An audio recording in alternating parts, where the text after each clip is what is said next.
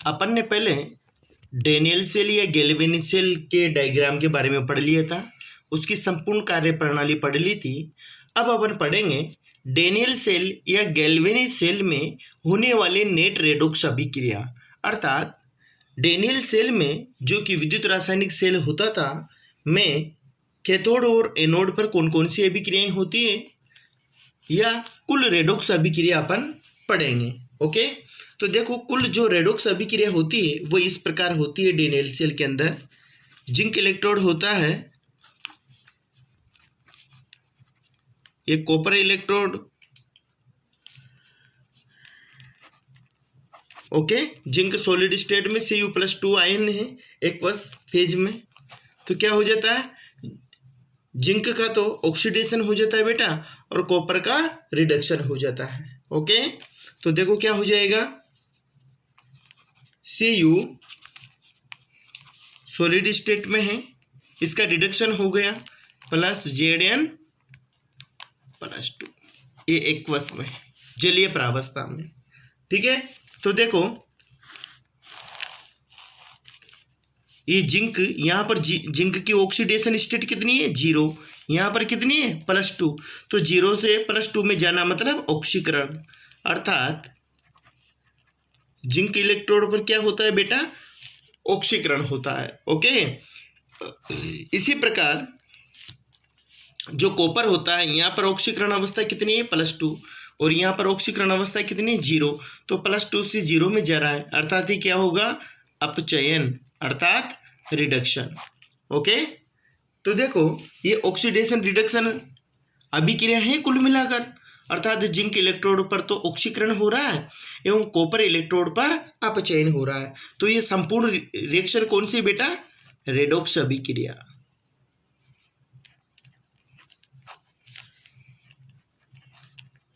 Redox अभिक्रिया। Okay, अब देखो अपन एक एक इलेक्ट्रोड पर अभिक्रिया पढ़ लेते हैं। ओके, जैसे ऑक्सीकरण अर्ध अभिक्रिया पढ़ते हैं अपन। ऑक्सीकरण अर्ध अभिक्रिया। ओके, इसको बोलते हैं बेटा अपन ऑक्सीडेशन हाफ रिएक्शन। ठीक है, तो ऑक्सीकरण अर्ध अभिक्रिया में क्या होता है, एनोड पर, पहले लेते हैं अपन एनोड पर। ओके, और ऑक्सीकरण तुम्हें पता है एनोड पर ही होता है। ये जिंक इलेक्ट्रोड किसमें चेंज हो जाते हैं, Zn+2 आयन+2 इलेक्ट्रॉन। Okay, aqueous phase. तो ये क्या है, ऑक्सीकरण। अब अपन क्या पढ़ेंगे, अपचयन अर्ध अभिक्रिया। अपचयन अर्ध अभिक्रिया। ओके, तो अपचयन अभिक्रिया कहां पर होती है, कैथोड पर। एनोड पर बेटा ऑक्सीकरण होता था और कैथोड पर क्या होता है, अपचयन। तो क्या पढ़ेंगे अपन, कैथोड पर अपचयन कहां पर होता है, कैथोड पर। ओके, तो देखो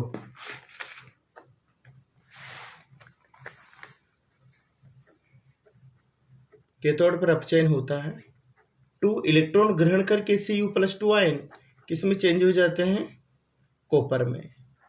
ओके, ये क्या हुआ, अपचयन। अब नेट सेल रिएक्शन निकाले अपन, अगर कुल रेडॉक्स अभिक्रिया निकाले या कुल सेल अभिक्रिया निकाले तो बेटा इनको जोड़ दो। ओके, तो देखो 2 इलेक्ट्रॉन से तो 2 इलेक्ट्रॉन कैंसिल हो ही जाता है ना। तो कुल सेल अभिक्रिया मतलब नेट सेल रिएक्शन। ओके, तो कुल सेल अभिक्रिया को जोड़ दो, तो जोड़ देंगे तो क्या हो जाएगी बेटा, देखो जिंक प्लस Cu2+ एक्वस अवस्था में। Okay, Zn2+ aqueous plus Cu solid. Okay, तो ये क्या है अपने कुल सेल अभिक्रिया, डेनियल सेल में होने वाली कुल सेल अभिक्रिया। ओके, अब पढ़ते हैं बेटा अपन सेल आरेख। सेल आरेख या इसको बोलते हैं अपन सेल डायग्राम।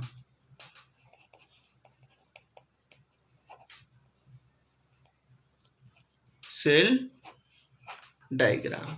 ओके, तो तुम्हें बेटा 11th में भी सेल डायग्राम बनाना पड़ा होगा। सेल डायग्राम में क्या करते हैं अपन, जिस इलेक्ट्रोड पर ऑक्सीकरण होता है उसको अपन एनोड कहते हैं।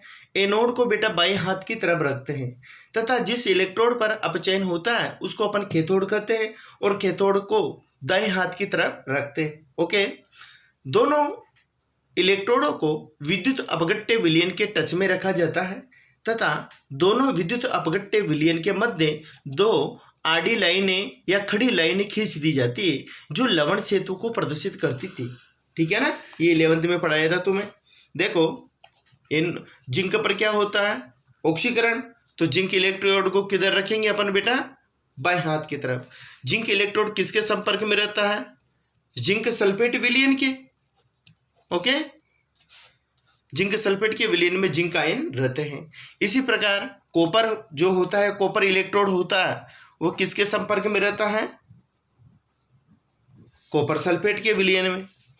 ठीक है, अब दोनों जो विलयन होते हैं बेटा, कॉपर सल्फेट एवं जिंक सल्फेट के जो विलयन होते हैं उनके बीच में दो खड़ी लाइन खींच दी जाती है। ओके, जो कि लवण सेतु को प्रदर्शित करती है। ये तो क्या है, ऑक्सीकरण। इधर तो है ऑक्सीकरण अर्थात एनोड, और इधर है अपचयन अर्थात अपचयन कहाँ पर होता है, कैथोड पर। ओके, जो खड़ी लाइन है बेटा इसको बोलते हैं अपन लवण सेतु। जो कॉपर सल्फेट जिंक सल्फेट है ये विद्युत अपघट्य है ही सही, तुम्हें पता है। ओके, इस सेल डायग्राम को अपन ऐसा भी लिख सकते हैं। देखो, जिंक जो इलेक्ट्रोड होता है बेटा किसके संपर्क में होता है, जिंक सल्फेट के। अब जिंक सल्फेट को अपन तोड़ेंगे तो Zn+2 + SO4 2- आयनों में टूटेगा बेटा है, तो अपन क्या लिख देते हैं, Zn+2 आयन, और इनकी सांद्रता क्या मान लेते हैं, इकाई 1 मोलर इसकी सांद्रता मान लेते हैं।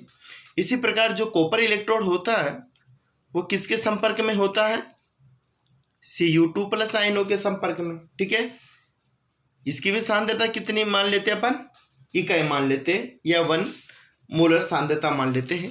दोनों विद्युत अपघट्यों के बीच में दो खड़ी लाइन खींच देते हैं जो लवण सेतु को प्रदर्शित करती है।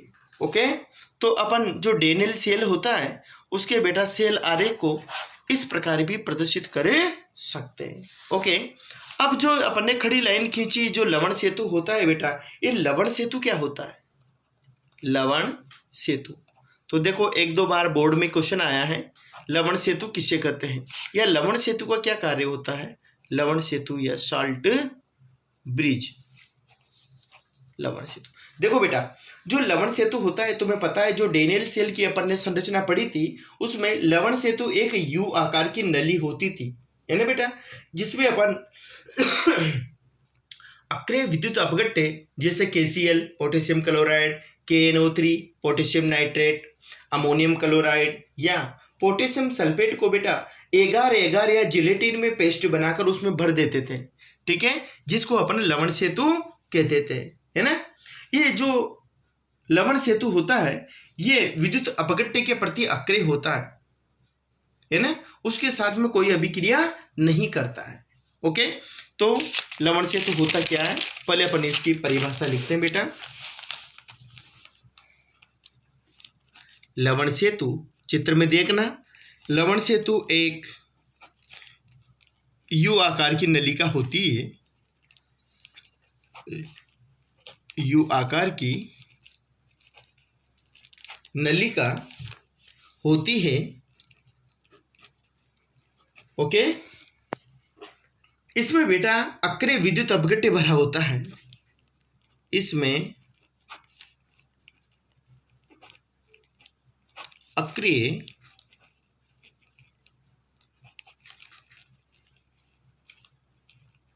विद्युत अपघट्य जैसे KCl, इसको अच्छी तरह याद कर लेना बेटा। इसमें अक्रिय विद्युत अपघट्य जैसे KCl, KNO3 पोटेशियम नाइट्रेट, या अमोनियम क्लोराइड NH4Cl, ओके, या पोटेशियम सल्फेट K2SO4 को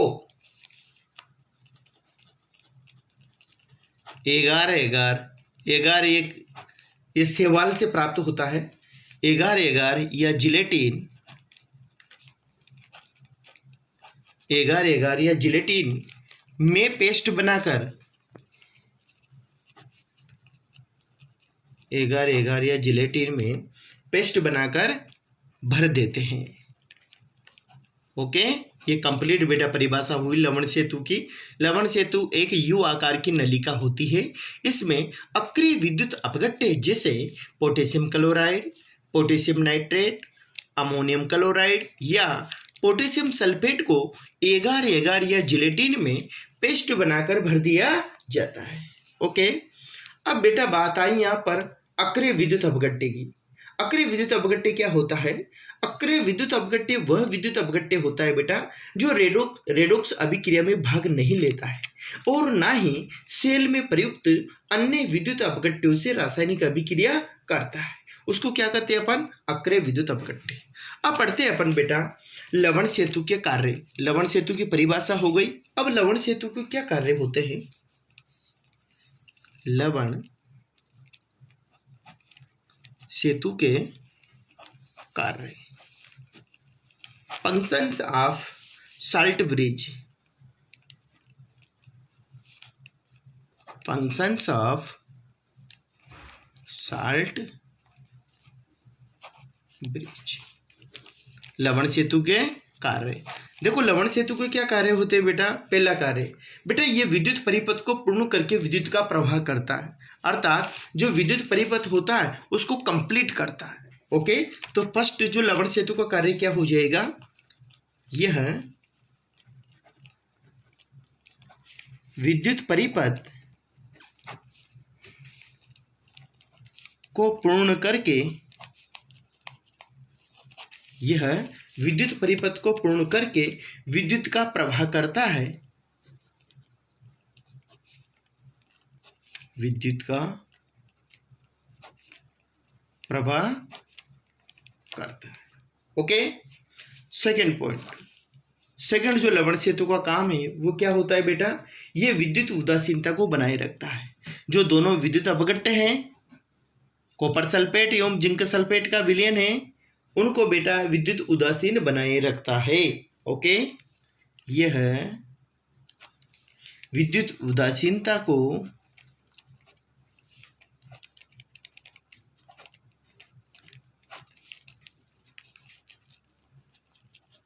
बनाए रखता है। दोनों विद्युत अपघट्य विलयनों में बेटा विद्युत उदासीनता को बनाए रखता है। ओके, ये हो गया अपने लवण सेतु का कार्य, है ना।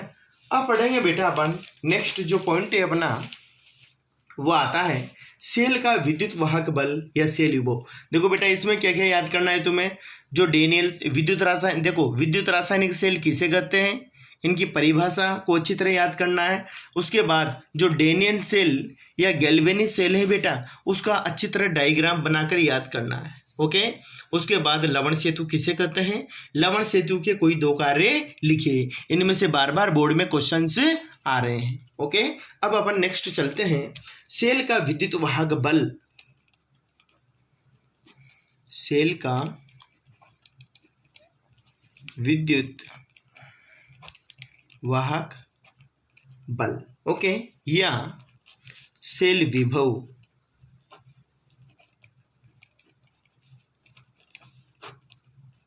इलेक्ट्रोमोटिव फोर्स ऑफ सेल्स और सेल पोटेंशियल, सेल पोटेंशियल और EMF of cell, cell potential और इलेक्ट्रोमोटिव फोर्स ऑफ सेल, मतलब सेल विभव या सेल का विद्युत वाहक बल। देखो बेटा, सेल विभव व विभवांतर में थोड़ा सा अंतर होता है। देखो सेल विभव क्या होता है, पहले अपन इसकी परिभाषा लेते हैं। देखो खुले परिपथ में बेटा, जबकि सेल में कोई विद्युत धारा का प्रवाह न हो रहा हो, उस कंडीशन में इलेक्ट्रोडों पर अर्थात कैथोड व एनोड पर उत्पन्न विभव के अंतर को ही बेटा सेल का विद्युत वाहक बल या सेल विभव कहा जाता है। ओके, जब सेल में कोई धारा प्रवाहित न हो रही हो अर्थात परिपथ खुला हुआ हो, उस समय इलेक्ट्रोडों पर उत्पन्न विभव के अंतर को ही सेल का विद्युत वाहक बल या सेल विभव कहा जाता है। ओके, तो अपन पहले इसकी परिभाषा लिखेंगे।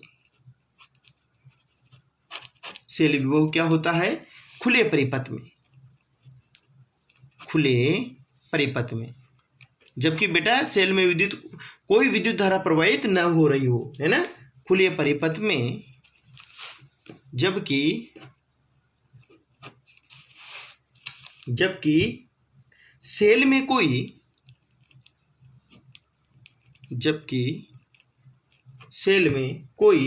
विद्युत धारा, जबकि सेल में कोई विद्युत धारा प्रवाहित न हो रही हो,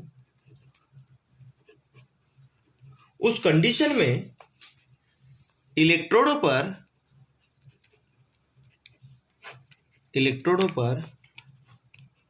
उत्पन्न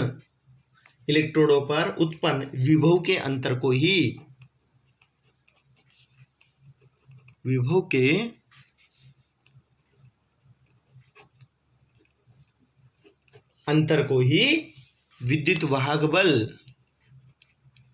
विद्युत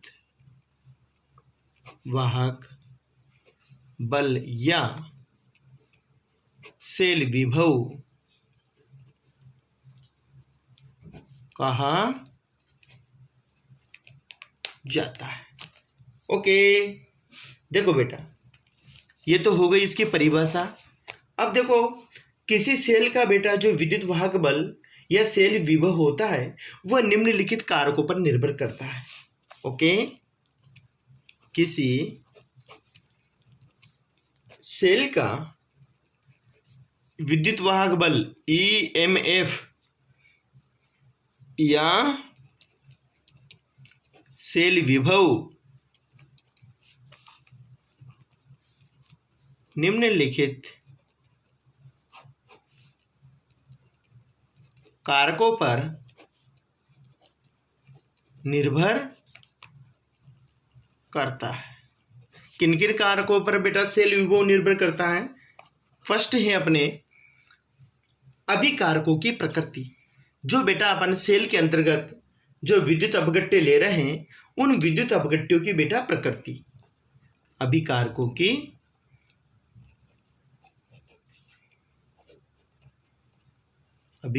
की प्रकृति। ओके, नेक्स्ट पॉइंट है प्रभावित करने वाला अर्ध सेलों में विलयनों की सांद्रता। अर्ध सेल का मतलब कैथोड और एनोड। ओके, अर्थात ऑक्सीकरण विभव एवं अपचयन विभव दोनों को अपन अर्ध सेल बोलते हैं। अर्ध सेलों में विलयनों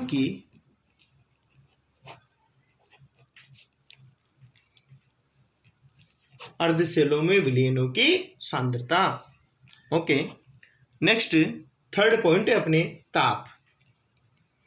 ओके, देखो बेटा, जो सेल विभव होता है वो क्या होता है?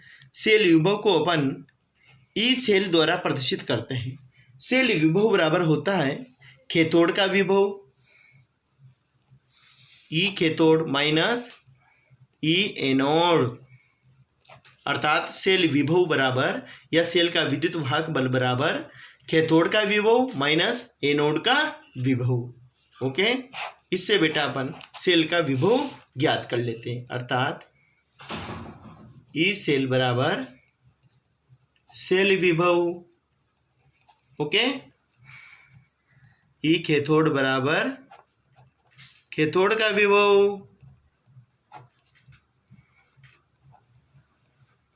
मतलब अपचयन विभव, और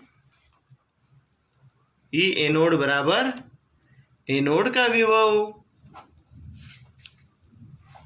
एनोड का विभव या ऑक्सीकरण विभव। इसको बेटा अपन इस प्रकार भी शो कर सकते हैं, ई सेल बराबर ई राइट माइनस ई लेफ्ट। राइट हैंड की तरफ कौन सा होता है बेटा? कैथोड। राइट हैंड की तरफ कौन सा होता है? कैथोड। और लेफ्ट हैंड की तरफ कौन होता है? एनोड। तो ई सेल बराबर क्या होता है? कैथोड का विभव माइनस एनोड का विभव। ओके, आज बेटा अपन यहां तक ही पढ़ेंगे। नेक्स्ट इसके बाद जो है वो नेक्स्ट लेक्चर में अपन स्टडी करेंगे। ओके।